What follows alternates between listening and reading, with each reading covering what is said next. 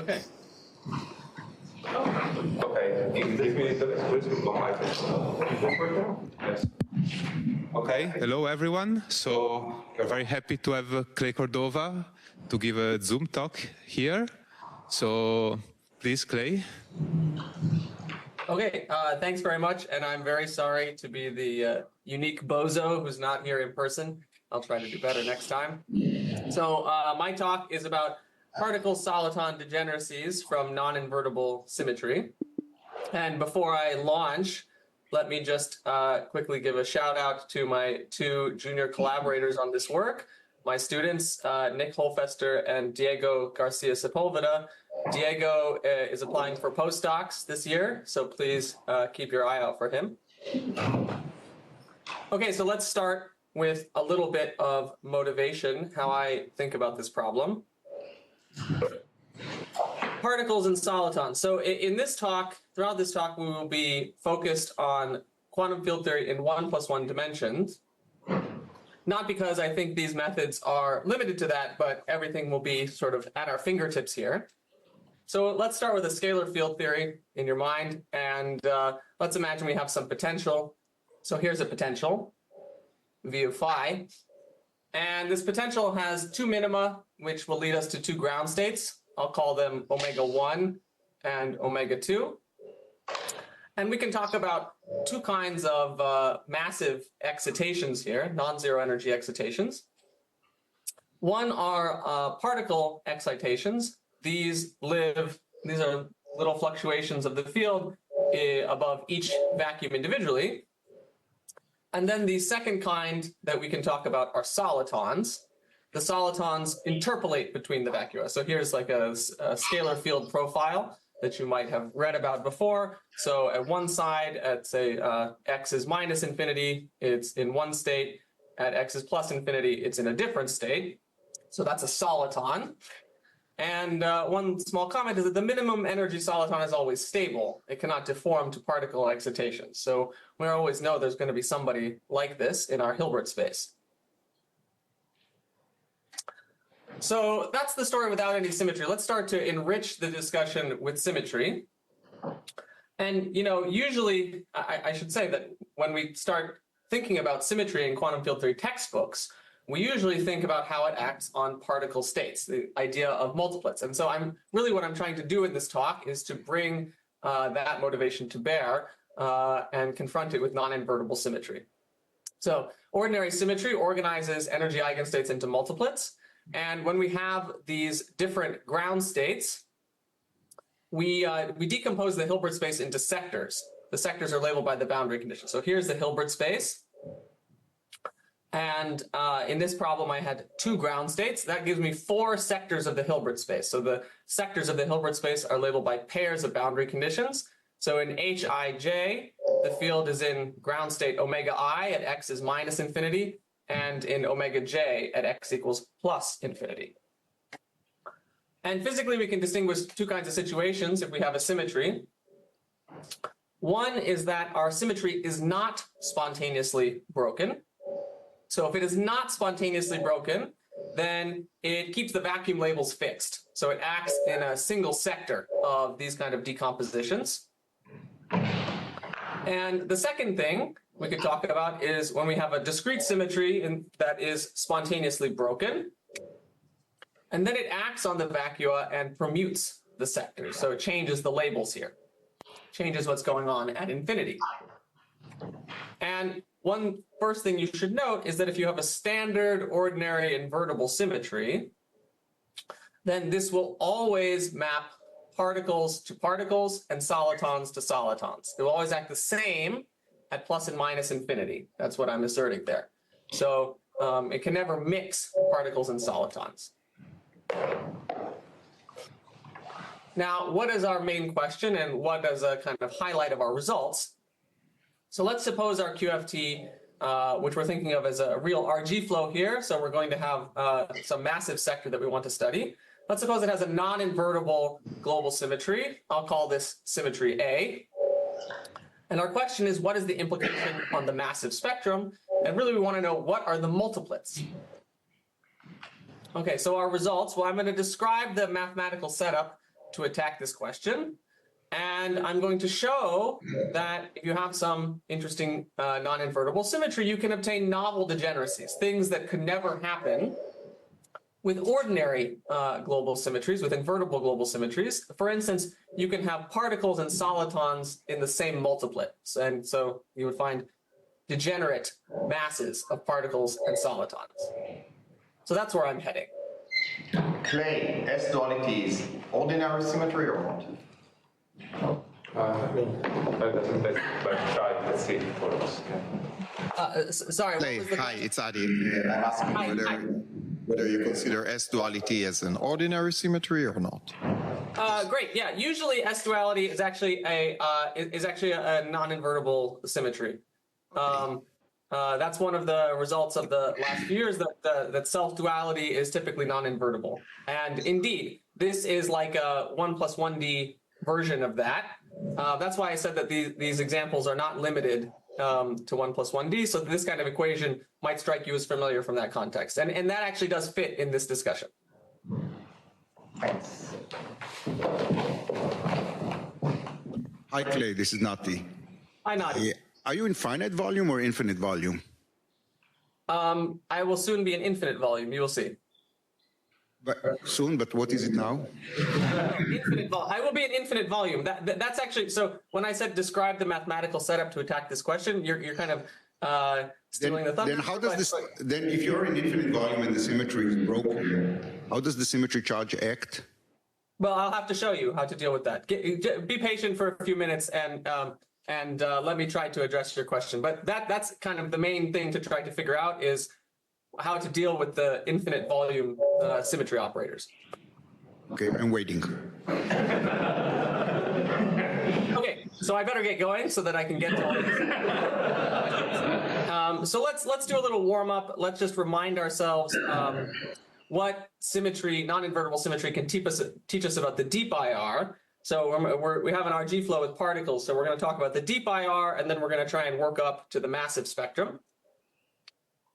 Okay, so I don't need to say this in this conference, but just to set some notation so you see the kind of example that I'm talking about, I'll be talking about rational CFTs, which have some obvious topological lines. Those are called the Berlinde lines. There's one for each primary operator, and they have a known action on chiral primaries given by this S matrix formula. We know their fusion algebra, but in this talk, we're going to need to know more than just the fusion ring. We're also going to need to know these symmetries as a fusion category, meaning we're going to need to know the F symbols. So here's your cartoon of what F is as a reminder. And we will need to make use of some explicit values of F in our calculation. So that will be sort of a technical tool to keep in mind. Okay, so what can we use this fusion category symmetry to say about the far IR? Well, this is the subject of anomalies of non-invertible symmetries. So, if the topological lines form an invertible symmetry group, the F symbol is valued in group cohomology. And when F vanishes, the IR can be an invertible or trivially gapped theory. And when F does not vanish as a cohomology class, the IR cannot be an invertible theory. So it's a non-trivial TQFT.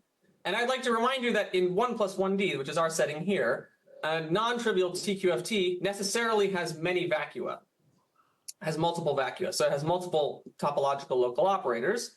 And the topological lines then interpolate between the vacua. So G is spontaneously broken. So you can repeat that kind of analysis of studying the anomalies for non-invertible fusion category symmetry. So there are by now kind of a variety of results, but let me just highlight a couple. So one simple constraint comes from studying the quantum dimension. So you take the loop expectation value of some line. That's the quantum dimension. This is defined in the UV. And modular invariance would mean that if we had a TQFT with a unique vacuum, then this number DL should be interpretable as the trace over a defect Hilbert space. And And so if DL is not an integer, the infrared cannot be trivially gapped. That's a simple example of a non-invertible symmetry anomaly in 1+1D. And this, again, would imply that the infrared has multiple vacua, and some of these non-invertible lines necessarily spontaneously break. More generally, this is a more or less solved problem to see what the anomalies are. So for a fusion category symmetry A, an anomaly is an obstruction to a fiber functor of A. Fiber functor is the mathematical definition of an SPT in this context. And we can diagnose these anomalies using the symmetry TFT. By now, this is everybody in this conference's bread and butter. The symmetry TFT in this setting is the Drinfeld center, sometimes called Z of A. And if there's no anomaly, it means that we can find topological boundary conditions, x1 and x2, such that when we reduce on this interval, we get a trivial theory. And if we can't find such boundaries, then some of the 1+1D symmetry must spontaneously break in the IR of any RG flow. Okay, so that's all I want to say about zero energy. The point is that we know a lot about how non-invertible symmetry constrains zero energy states. And in particular, we know that it often implies multiple vacua.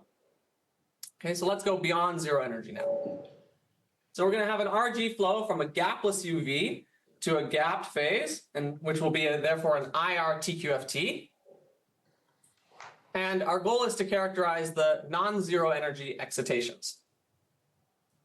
And since this is a gapped flow, so the IR is going to be a TQFT, the full Hilbert space will be organized into particle states.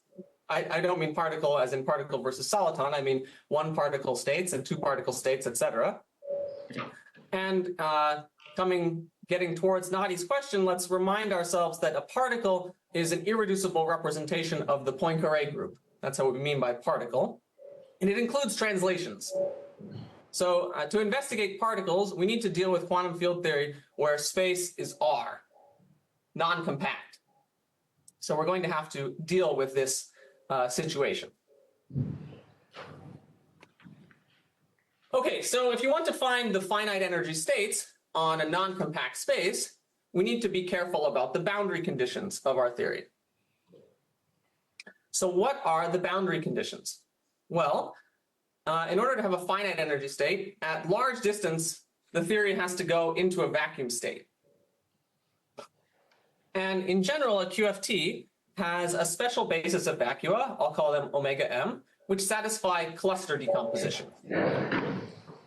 So this means that correlators of local operators all factorize asymptotically. So for instance, if you're in a clustering vacuum, and you put omega m and omega n, and you look at the 2-point function, and you take x and y far apart, it will factorize and become 0 unless these states are the same. So these clustering vacua are the allowed asymptotic behavior of the quantum field theory. Now, boundary conditions are an infrared property, right? We're talking about the vacua. And since I have a flow to a TQFT, it means I can locate these boundary conditions in the TQFT. So simple boundary conditions of the TQFT are in correspondence with local operators. Right? So I remind you there's this nice kind of picture that you can draw in 2D, where here's a plane, and here's some region where I've cut out a hole with some boundary condition. And since the theory is topological, I could shrink this hole, and that defines a local operator, Vm. And the condition that these are the clustering vacua means that these operators that I get this way are idempotent, at least up to rescaling under the OPE. So you have this kind of fusion ring on this basis of operators. So that singles out the special basis of operators. And these Vm are dual to the clustering states, which diagonalize their correlators. So that's how we find the clustering vacua. We use the structure of the TQFT. So a little bit more formally, the data at spatial infinity, if we talk about including the symmetry, is now a module category for the symmetry A. And this module category is defined by the IR TQFT that terminates the flow. So, so in other words, what I am doing here is I'm thinking about, you can think formally what I'm doing is I'm thinking about the theory on a finite interval, and then I'm taking the limit as the size goes off to infinity, and I'm remembering the boundary conditions. And I'm forcing that as I go to infinity, I end up in the boundary conditions set up by the TQFT. Okay, so here, these pictures, you can think they live in R, but I've drawn them in a compact way. So this is really x is minus infinity and x is plus infinity. And these gray regions are empty, so these black lines are boundaries.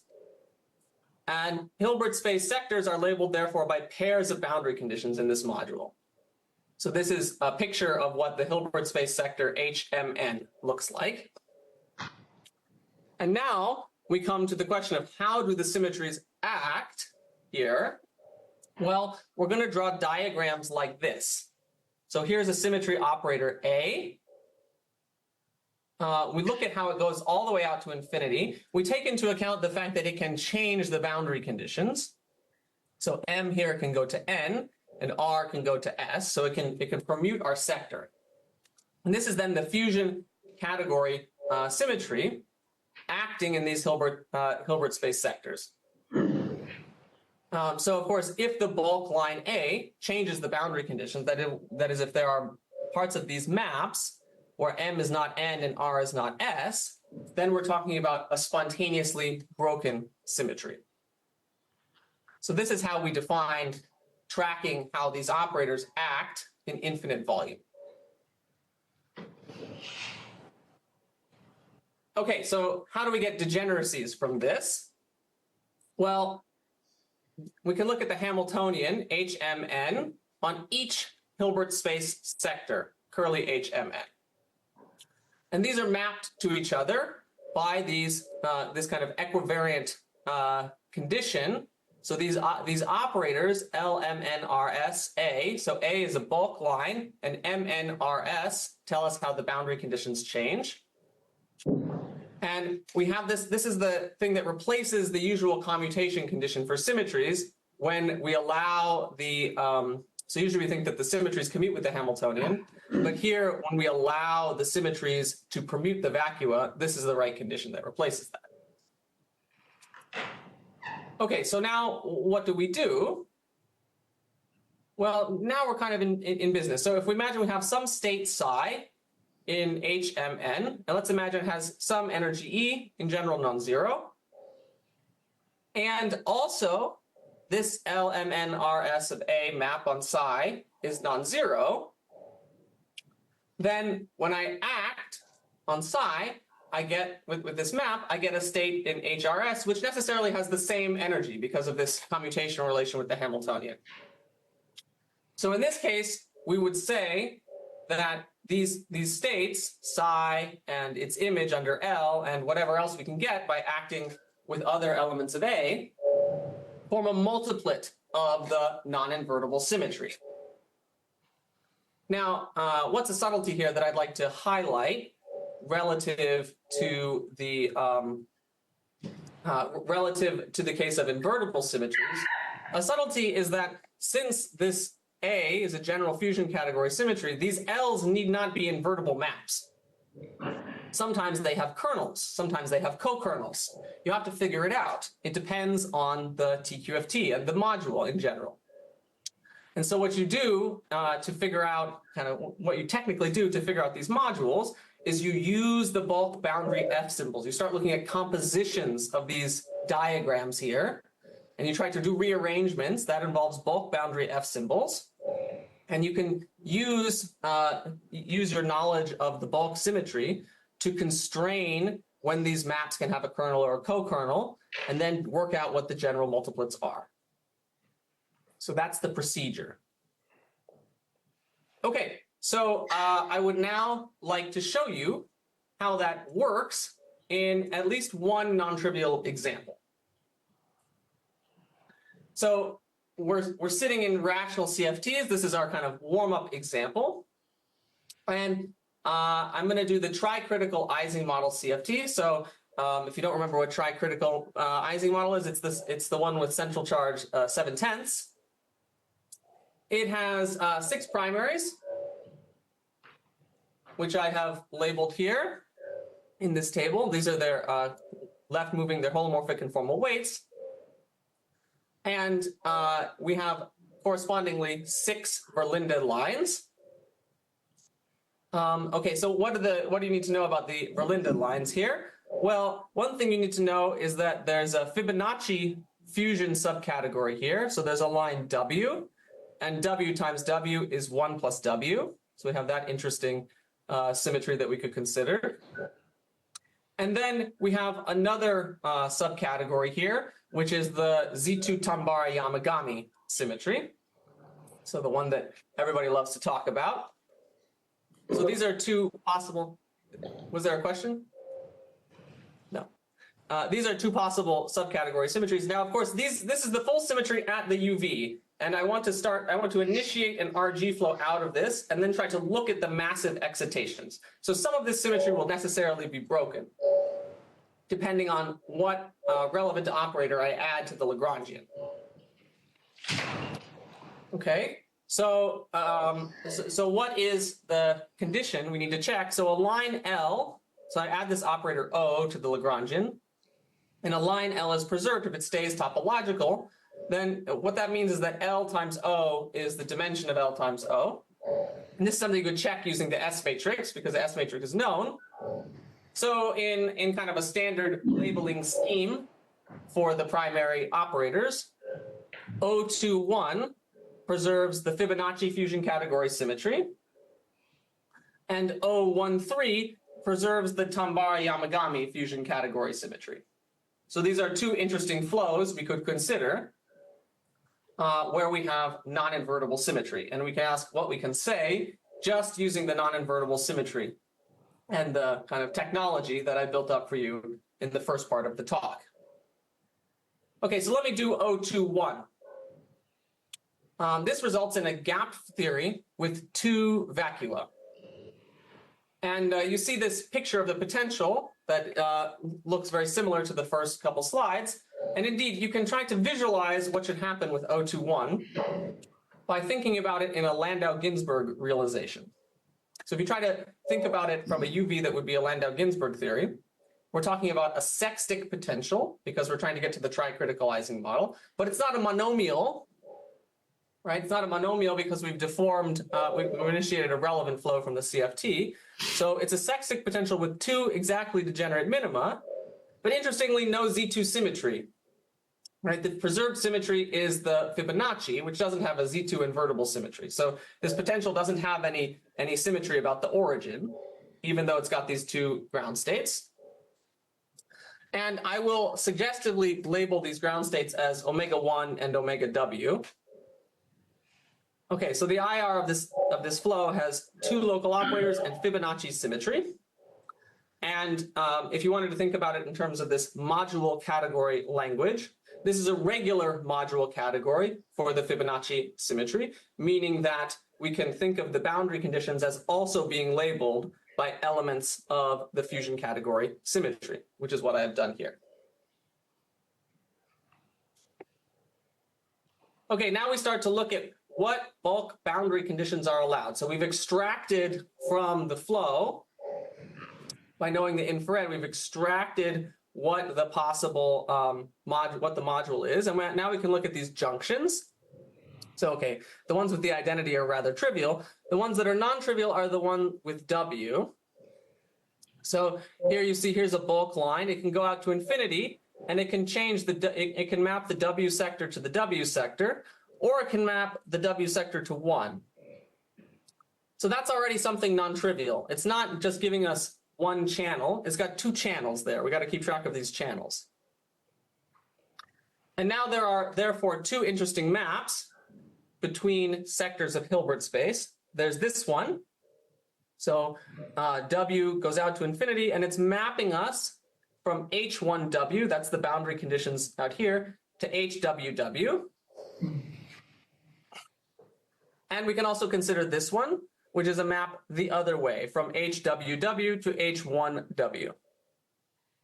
And now here's where you actually have to compute something. You have these possible maps, but you need to know which of them are non-zero.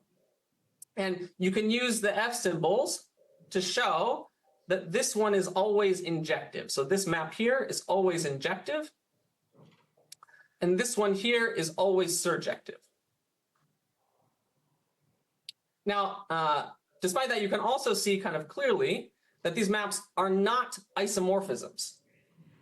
Right? They're not isomorphisms. HWW, that has a zero energy vacuum state in it, but H1W does not. That's a soliton sector. So this is the non-trivial thing. So we have these maps, but they're not isomorphisms.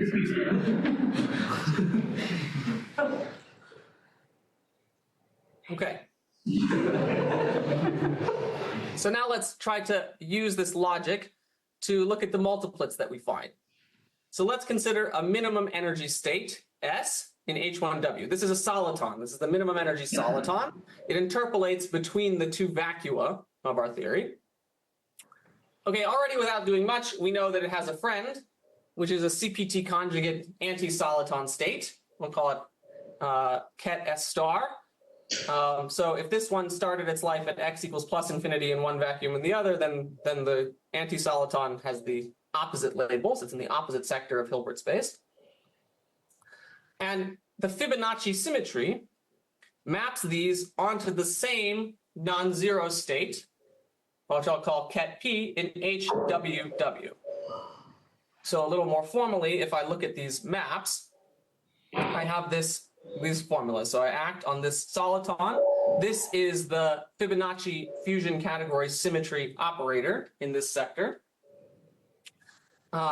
It's spontaneously broken, so it's changing the labels, and it's mapping a soliton to a particle. That's the new effect here. And so what you conclude from this is that these states, the soliton, the anti-soliton, and the particle, it's a particle because the states, the vacua at plus and minus infinity are the same. So it's an excitation above a single ground state. So these three states form a triplet necessarily of equal energy because this map L is equivariant with respect to the Hamiltonian. So let's think about what we learned. So we learned that there's this triplet of the symmetry, but we didn't learn how many triplets. Right? Think about a model where you had symmetry SU2 and you were studying the representations in the Hilbert space. The symmetry could tell you that the states come, in general, it could tell you that the states come in representations of the symmetry, but it doesn't predict a priori how many representations. For that, you need a little bit more. And so the same is true here. We know that these states must come in triplets, but we don't know how many there are. And in fact, in this model, it's known because this flow is actually integrable that there's exactly one such triplet. So that's a good benchmark for this analysis. So you see the kind of conclusions that you can draw just using the symmetry. So I would like to, although this flow is integrable, I would like to emphasize that this method does not require exact solvability. This is just symmetry multiplets for non-invertible symmetry. Okay, so I'm about out of time, so I'll reach my conclusions. So what I want to tell you, I wanted to tell you that non-invertible symmetries can imply novel degeneracies of massive spectra, and that they can relate particles and solitons. Particles being excitations above the same vacuum, and solitons being interpolating between distinct vacuum. And a key kind of technical thing that we had to overcome was this issue of the fact that we're trying to study a concept in non-compact space.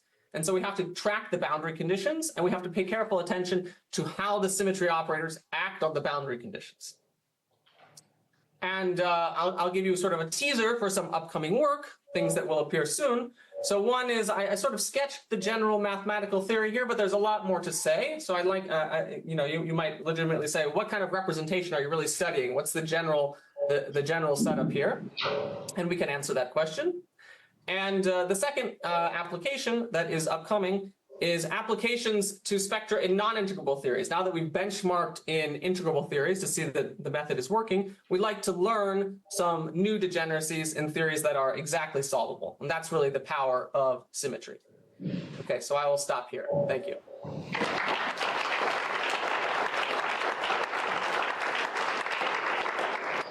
Okay, any questions for Clay?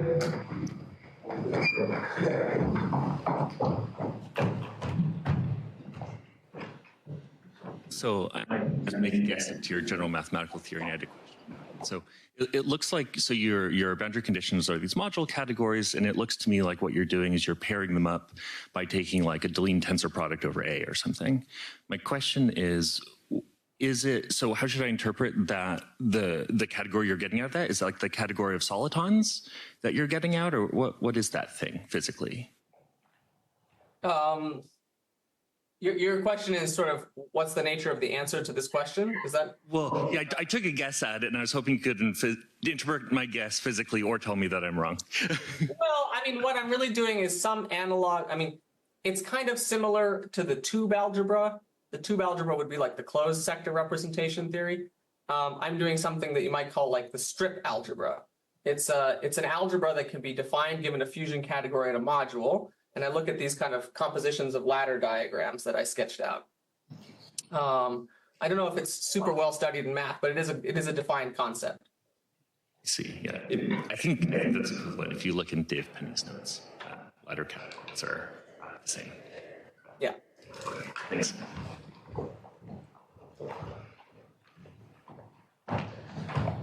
Any other questions?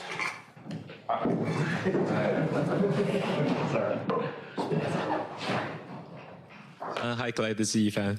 Hi. So, have you studied constraints from these algebras on form factors? I have not yet. You mean related to this work, for instance, on S matrix stuff? Yes. Yes. Yeah. I mean. Once you know how it acts on the spectrum, then you can ask how it constrains. Yes, form indeed. factor. No, okay. I could have put a third bullet in upcoming work, but that's a little bit more preliminary. I mean, yes. You could, yeah. Okay. All right. Yeah. You're anticipating something that can be done for sure. Okay, any more questions? Okay, but Oh, hi, Clay. This is Hotat. So, is there? Can you comment on whether there's a possible generalizations to higher dimensions that maybe there's some degeneracy in domain wall tension or something like that? Yes, that would be the direct lift would be to kind of domain wall type multiplets. So there is such a lift, but it's a little bit more subtle to study. I don't know. We haven't. We're sticking to 1 + 1D for a little while until we sort of get all the details straight, I think. I see. Thanks. If I can add a comment, I wrote a paper about this stuff 1 week ago. So you can do it in a simulative T in some cases, like reasonably. Okay. Jonathan, the question. He asked my question. Okay. Any more questions for Clay? No? Then we can thank him again.